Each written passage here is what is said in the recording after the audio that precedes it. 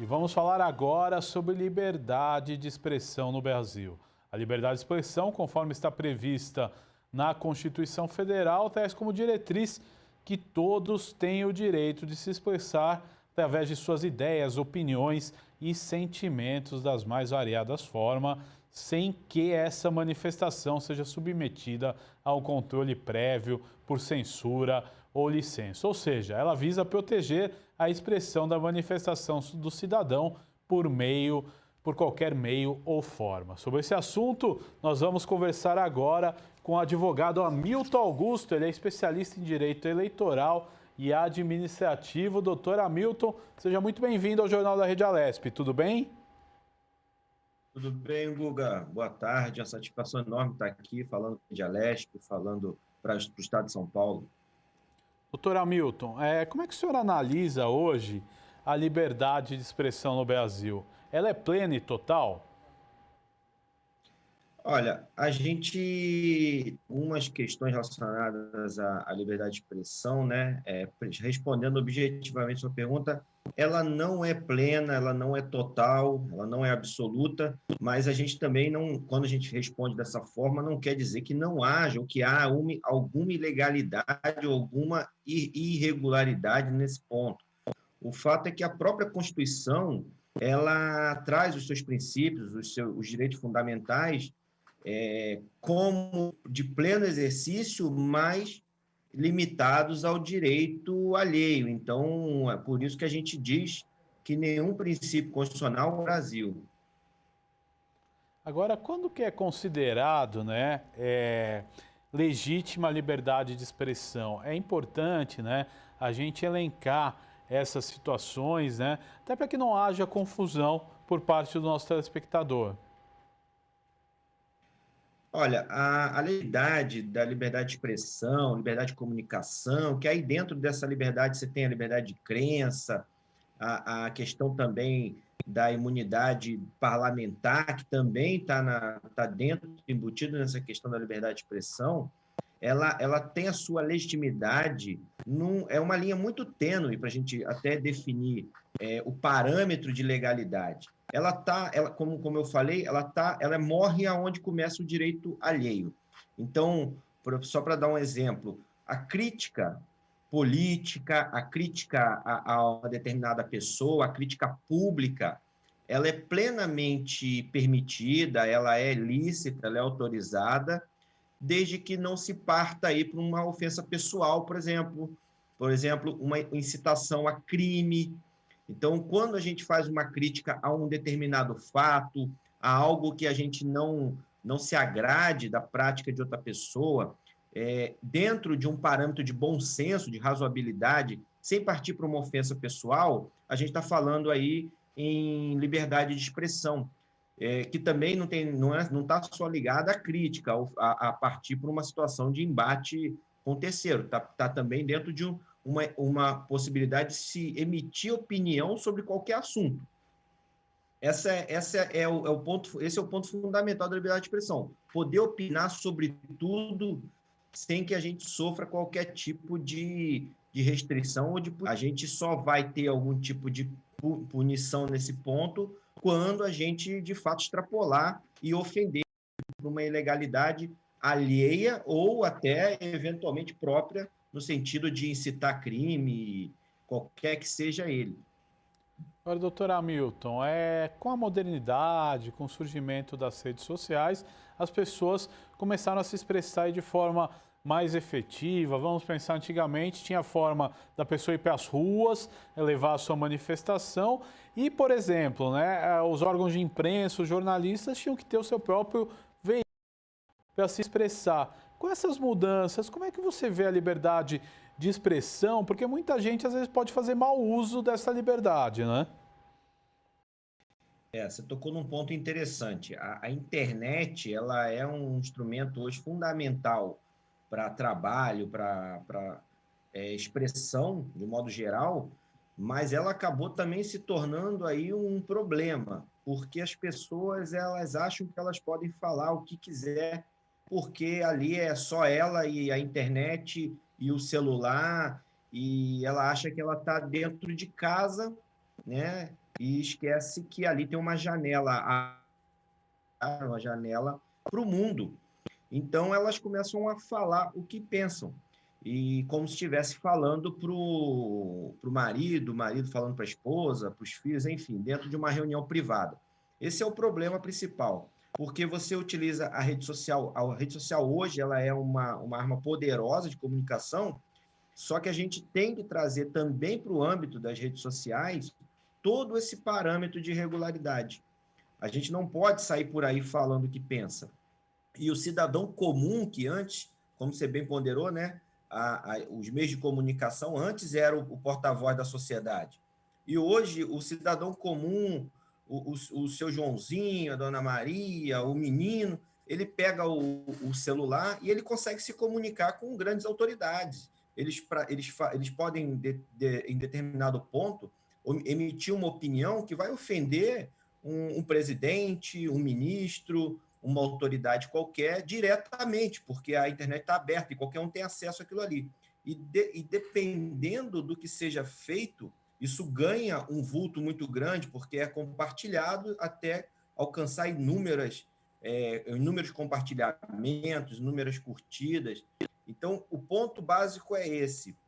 As pessoas têm que ter em mente que elas não podem falar tudo o que pensam. Ela tem liberdade, sim, para opinar, dentro de uma regra de bom senso. Bom senso é o ponto, é o nome certo, é bom senso, fora da questão do termo jurídico normativo.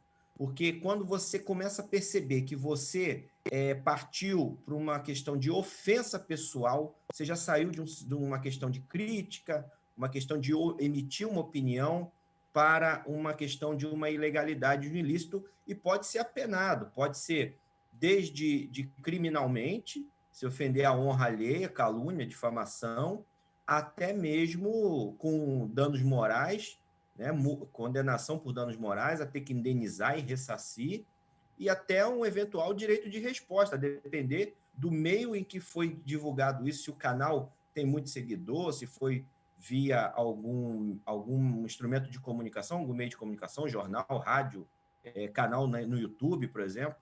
Então, é possível até o direito de resposta na própria rede em que foi veiculada a eventual ofensa. Agora, doutor, recentemente tivemos o caso de um parlamentar federal que fez um vídeo, né? E o STF julgou que aquele vídeo foi cometido um crime, né? Um crime contra a corte. Até onde vai, por exemplo, a liberdade de expressão de um parlamentar?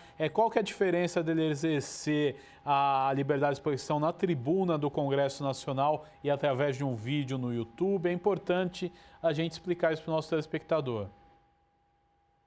Olha, a liberdade, a imunidade parlamentar no que tange a fala, a manifestação de comunicação, de pensamento, ela tinha um entendimento inicial trazido com a Constituição, com a jurisprudência, que ela era plena no ambiente público do plenário da casa onde ele faz parte, onde ele integra.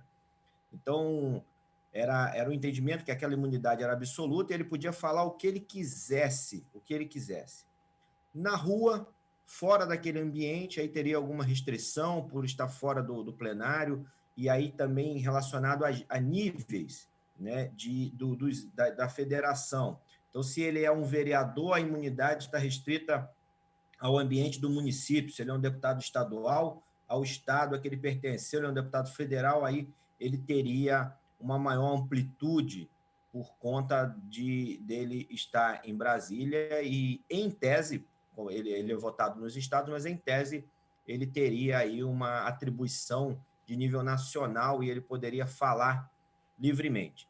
Só que isso vem também sendo excepcionado. Eu volto ao ponto, a partir do momento que você começa a extrapolar os limites da honra alheia, por exemplo, você também não tem aí um respaldo absoluto, porque você acaba... o direito, né, tem a máxima do direito que diz o seguinte: o seu direito termina quando começa o do outro. Naquele caso específico, só para que as pessoas entendam, além de ter sido proferido em casa, através das redes sociais, ele não estava na tribuna da Câmara dos Deputados, houve ali alguma situação que está gravado, né, bem grave, de ofensa pessoal a ministros do Supremo Tribunal Federal. Ninguém é obrigado, só abrindo um parêntese, né, porque hoje tudo que a gente fala interpretam como querem. Ninguém é obrigado a aceitar ou concordar com ninguém, nem com o presidente, nem com nenhum ministro. Ninguém é obrigado a gostar, ninguém é obrigado a gostar das decisões. Mas tem uma diferença muito grande quando eu critico uma decisão ou uma postura de um ministro do Supremo, ou de um ministro de Estado, ou de um secretário, ou de um governador, de um presidente, não importa. Quando eu passo a xingá-lo publicamente, ou quando eu passo a incitar a população para uma invasão, por exemplo, ao Supremo Tribunal Federal, que é uma corte. E ainda mais quando eu sou um parlamentar, eu sou um integrante do Poder Legislativo. Além de tudo, há aí uma questão de quebra da harmonia entre os poderes, né? O cidadão tem até ter um pouco mais de liberdade do que o próprio parlamentar, porque o cidadão ele não ofenderia aí a questão da harmonia entre os poderes. Só para dar um exemplo, imagine que eu queira criticar a postura de um ministro do Supremo Tribunal Federal, porque eu não gostei, como já fiz várias vezes, já fiz por diversas vezes e publicamente também. Eu me posiciono da seguinte forma, eu me posiciono que com todas as vênias, respeitando a decisão, não concordo com aquela decisão, a decisão vai contra o que a Constituição prevê, porque eles também não são senhores da razão. A decisão deles estaria equivocada nesse ponto, naquele ponto, com todo respeito à autoridade daquele ministro, ponto final, e me posiciono. Agora, se eu falo assim, ó, esse fulano não presta, é isso, é aquilo, e começo a xingá-lo, eu saí de uma posição de manifestação plena, constitucional, autorizada da minha liberdade de expressão, para uma ofensa pessoal. Eu perdi a minha razão quando eu parti para a questão pessoal. Esse é o ponto. A crítica é plenamente aceitável num Estado democrático de direito. Inclusive, as pessoas públicas elas estão ali, muito mais abertas a receber a crítica. A jurisprudência dos nossos tribunais tornou-se pacífico que uma pessoa pública ela tem que aguentar, a partir do momento que ela se torna uma pessoa pública, ela tem que aguentar crítica. Ela não pode se ofender por qualquer coisa, mas ser xingado de ladrão, de isso, partir para o lado pessoal, chamar de... Como foi feito no vídeo, que eu não vou entrar nos detalhes de citar isso agora, isso aí você já extrapolou em muito a liberdade de expressão. Agora, doutor, vamos para o cidadão comum, né?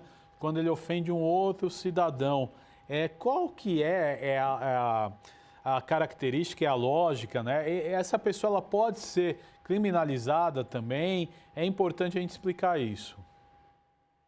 Pode sim, pode e acontece muito nas redes sociais, em grupos de WhatsApp, isso acontece toda hora. Você tem, basicamente, numa questão de ofensa à honra, aí você tem dois crimes. Você tem a calúnia e a difamação.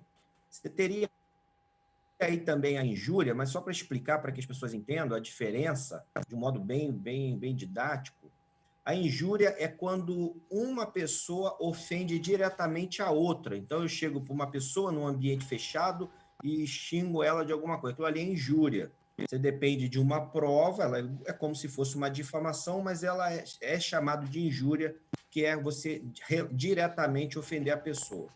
A difamação é quando você ofende a pessoa, atribuindo-lhe qualquer coisa desabonadora em público, para outras pessoas. E aí tem a qualificadora quando é num ambiente de muitas pessoas.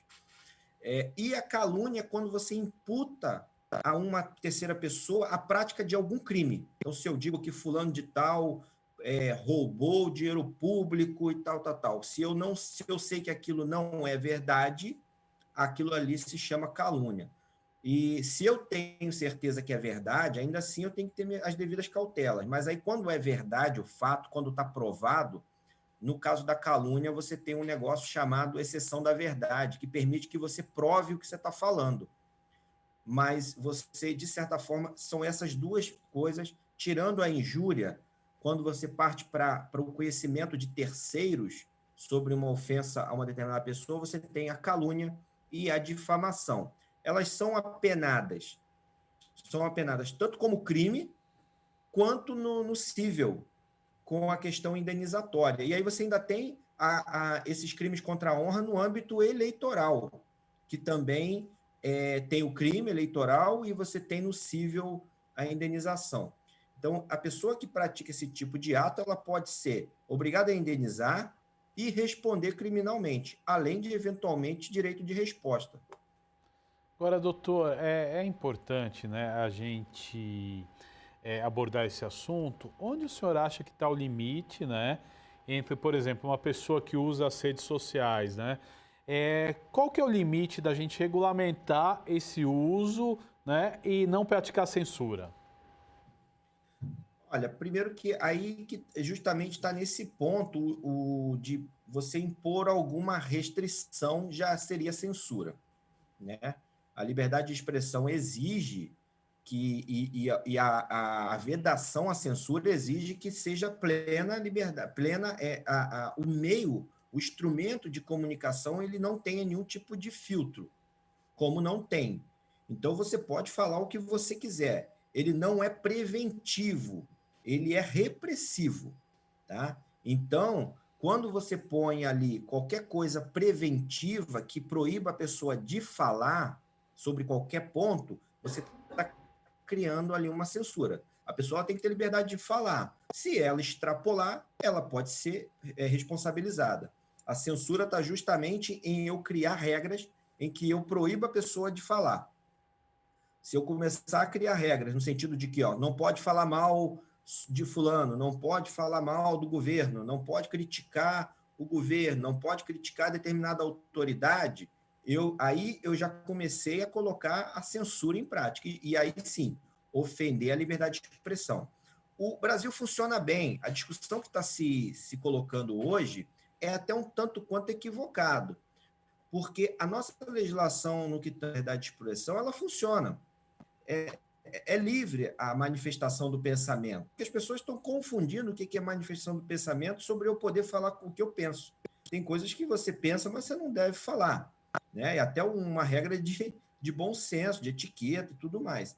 Então, esse é o ponto. Então, você pode falar, não ter filtro nas redes sociais para poder se manifestar. Isso tudo está respeitando a liberdade de expressão. Se eu colocar um filtro, aí eu vou estar impondo uma censura, qualquer filtro que seja. Por isso que, até no âmbito, quando a gente vai para o âmbito eleitoral, por exemplo, às vezes a gente toma conhecimento, trazendo só um exemplo de uma área específica, às vezes a gente toma conhecimento de determinado ato que vai contra o direito de terceiro, um vídeo que vai ser postado, que a gente antecipadamente chegou a ver o conteúdo, ou determinado vídeo que vai para o horário eleitoral gratuito.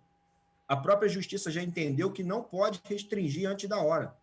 Ela tem que deixar veicular e aí sim analisar o fato. Se chegar à conclusão que aquele vídeo de fato ofendeu, aquela prática daquele ato de fato ofendeu, extrapolou, aí pune com multa, aí pune com indenização, enfim, e até criminalmente.